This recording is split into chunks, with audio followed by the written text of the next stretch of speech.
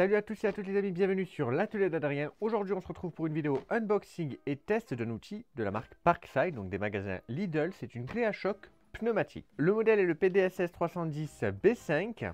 Une clé à choc qui aura environ un couple max de 310 Newton. Il y aura besoin de 6,3 bars, pouvant aller jusqu'à 7000 tours minute avec un embout carré. Il y a un set de 10 douilles et d'une rallonge, ainsi qu'un système de lubrification spécial pour les pneumatiques avec une clé de 6 pans et donc le lubrifiant pour la clé. Je vais essayer tout ça sur un compresseur que j'ai, un compresseur de la marque Shepash.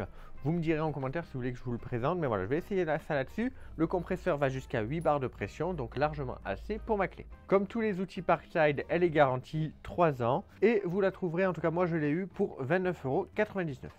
Donc c'est parti pour le déballage et le test de la machine. Donc ce que j'apprécie dans certains outils Parkside, c'est qu'ils sont livrés avec une boîte de rangement. Pas tous malheureusement, pas tous, mais avec une boîte de rangement quand même. Alors là il y a la clé à choc et vous pouvez voir que toutes les douilles c'était barré tout simplement. Donc on va remettre tout ça tranquillement à leur place. Donc au niveau douille on a du 9, du 10, du 11, du 13, du 14, du 17, du 27, du 24, du 22 et du 19. On a donc le petit système comme je vous ai dit de lubrification, la clé de 6 pans, la rallonge et la clé en choc en elle-même. Bon alors la prise en main, on est pas mal, hein. Bon ça reste lourd, hein. C'est une clé à choc par contre, je sais pas, j'ai quelques trucs qui, j'ai l'impression qu'il est pas neuf, alors que bon je pense que oui, mais qu'il a eu, il a pris quand même des petits coups. Vous voyez là il y a des petites peintures vertes, là où l'étiquette de ce truc là aussi on dirait que ça a pris un coup. Donc on va voir, mais soit c'est vraiment les finitions qui ont été pas folles, soit c'est tout simplement à l'intérieur ici, avec toutes les clés qui volaient, qui bougeaient pendant les transports, ça a pu faire quelques éraflures. À voir. Donc là on a la petite jauge de lubrifiant, vous voyez, il n'y a que ça, donc une grosse jauge comme ça pour juste ça de lubrifiant. C'est censé avoir 8 ml. Ça m'a l'air d'être ça hein, en termes de quantité, mais... Ici dans la boîte, il y a le petit livret d'utilisation. Je vais le lire vite fait pour voir s'il y a des trucs que j'omettrai de vous dire. Et après, on va tester ça directement sur une des roues de ma voiture. Donc ici, vous avez la petite molette de réglage de couple. Là, donc là, il est à 2, donc normal, faible. Faible, c'est 1, 3, c'est puissant et 4, c'est très puissant.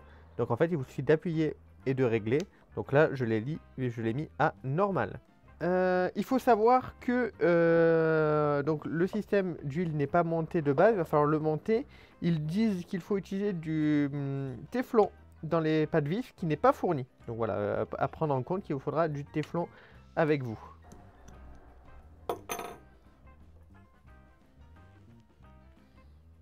Vous pouvez voir que l'intérieur est sale en fait. L'intérieur est quand même sale. Ce qui n'est pas normal, ça devrait pas être si sale. Alors, est-ce que c'est leur sorte de téflon à eux? Vous savez, des fois ils mettent des pâtes pour remplacer le téflon. Est-ce que c'est ça possible? Alors, on va mettre un petit peu de téflon. Voilà, ça devrait pas bouger. Et du coup, bon ben ça, je vais voir de le nettoyer un peu. Retirer un peu toute cette saleté pour mettre du téflon. Bien incrusté, hein. Je vais pas trop m'embêter, je vais mettre mon téflon, je vais le visser et si jamais il y a une fuite, je le nettoierai mieux. Ok, c'est en place. On va maintenant remplir ça avec l'huile. Il faut le remplir de moitié.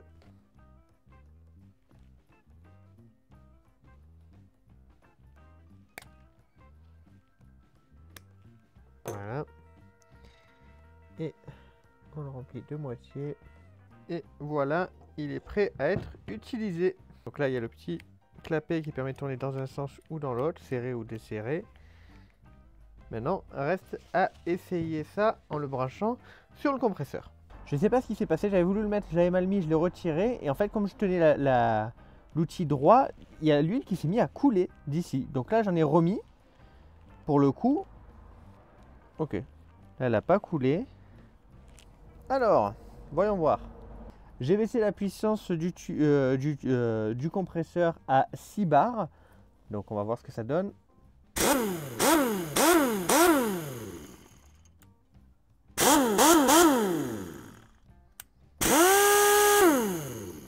le bruit est pas trop imposant.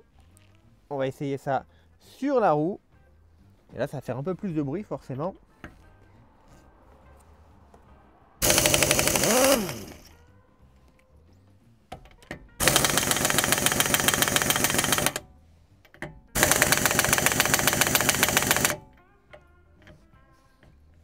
Il faut savoir qu'on est toujours en couple moyen et qu'ils ont été serrés à la main, les boulons, donc pas avec une clé dynamo quoi. Hein. On va passer en couple 3.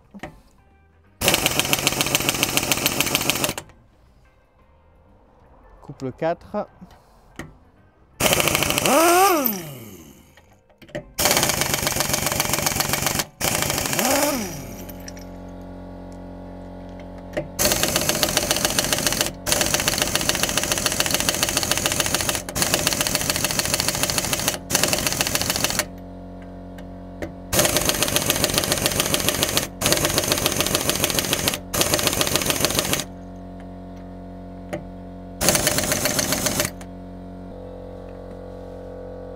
Oh! Oh! Ouais, je comprends pourquoi.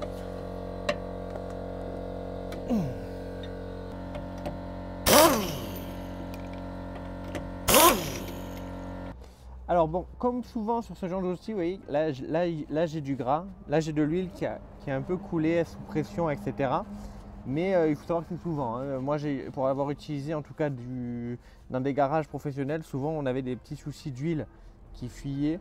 Donc est-ce que ça arrive à toutes? Je ne sais pas. En tout cas, moi, de mon expérience, à chaque fois il y avait un peu d'huile sur les outils. Donc voilà, ça ne me choque pas. Donc vous avez vu, il y avait 2 boulons où il avait vraiment du mal à les retirer. Et au final, je les ai fait à la main. Et même à la main, pour les débloquer, c'était pas évident. Il a fallu quand même que je force pas mal. Donc je comprends mieux pourquoi il a galéré quand même. Faut pas trop lui en demander non plus.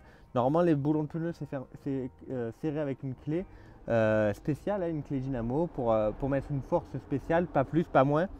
Et donc voilà, je sais que ça n'avait pas été fait pour ces pneus. Et donc ça explique mieux pourquoi elle a un peu galéré pour le coup. En tout cas c'est pas mal. Les quelques boulons où il galérait un petit peu en normal, une fois que je l'ai mis en très puissant, donc en niveau 4, il a réussi à les débloquer. Sinon, elle fait pas trop de bruit. On sent qu'elle balance bien les vibrations, donc elle fait bien les chocs. Hein, c'est le but de la clé. Avec les vibrations constantes qu'elle va faire, elle va permettre au boulon de bouger un peu et de pouvoir se débloquer et se dévisser. Je peux voir la tester autrement, voir un petit peu ce qu'elle donne par exemple pour visser une vis dans du bois. Mais en tout cas au niveau du desserrage des roues, bon, j'en suis satisfait pour le coup. Maintenant avec des boulons serrés à la clé dynamo, je pense que ça sera quand même plus facile à chaque fois. Alors chose importante à savoir, on ne resserre pas les boulons avec la clé à choc. Hein. Comme je vous l'ai dit, on le fait avec la clé dynamo pour les resserrer, donc on ne les resserre pas avec la clé à choc. Ça c'est interdit. Si jamais vous voyez des garages qui vous le font ça, ils vous donnent juste un coup de clé à choc sur les boulons et c'est tout. C'est pas bon, faut pas faire ça. Ça risque de vous abîmer les pas de vis, de trop les serrer ou de pas assez s'il y a un manque de pression à ce moment-là et que donc ça n'envoie pas assez. Bref, ça doit être contrôlé à la main avec une clé dynamométrique.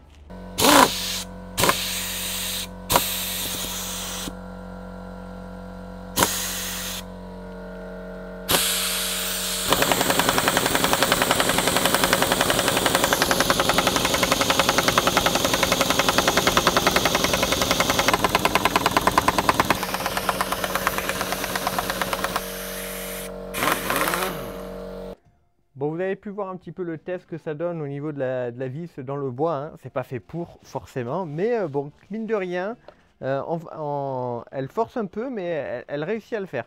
Par contre, j'avais pas remarqué un truc, et là pour le coup, gros carton rouge, Parkside. C'est quoi ça? Non, parce que je veux bien que mon outil, il doit se ranger là, mais je fais comment là? Non, parce que je ne vais pas m'amuser à démonter et remonter le système d'huile à chaque fois que je vais utiliser ma clé. Donc grosse erreur de leur part, je comprends pas ce délire. Vraiment, comment ne pas avoir pensé au fait que si on veut ranger notre clé à choc, bah, il faut qu'il y ait la place en fait avec l'embout à l'arrière. Donc grosse erreur de leur part pour le coup de design de la boîte de rangement. Boîte de rangement du coup que je ne vais pas utiliser pour l'outil tout simplement parce qu'en plus elle est moulée. Donc c'est à dire que vous voyez il y a de l'espace ici, je peux mettre mon doigt. Donc si ça se trouve elle n'aurait pas été moulée, vous voyez, elle rentrait.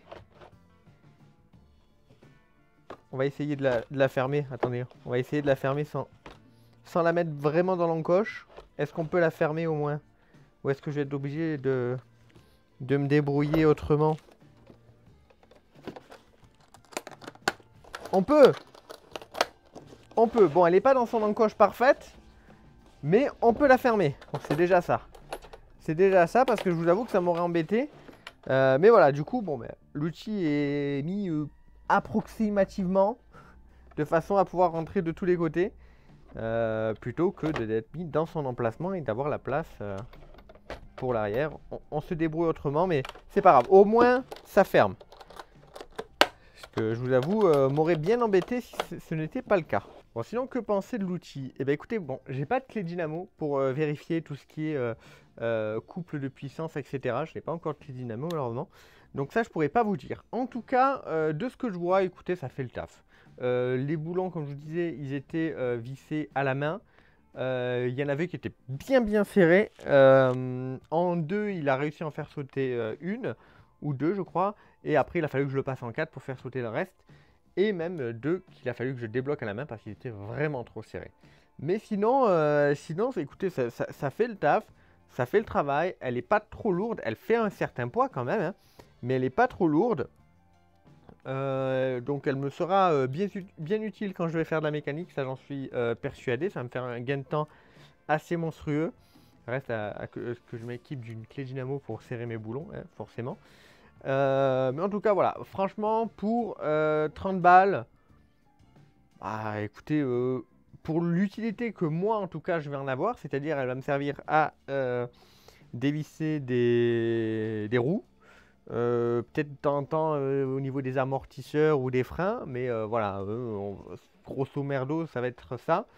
Donc pour moi, elle va être largement suffisante à 30 balles. C'est pour moi une très bonne affaire. Après forcément, hein, si vous allez vouloir avoir un usage plus régulier, si vous faites très régulièrement de la mécanique ou que vous vous lancez dans une auto-entreprise ou quoi, bon ben forcément vous partez pas sur du Parkside. Hein. Mais ça, je pense que j'ai pas besoin de vous le dire. En tout cas les amis, j'espère que la vidéo vous aura plu, que vous aurez passé un bon moment. Merci à vous de l'avoir regardé jusqu'au bout. Je vous dis à très vite pour du nouveau contenu. Bye bye tout le monde.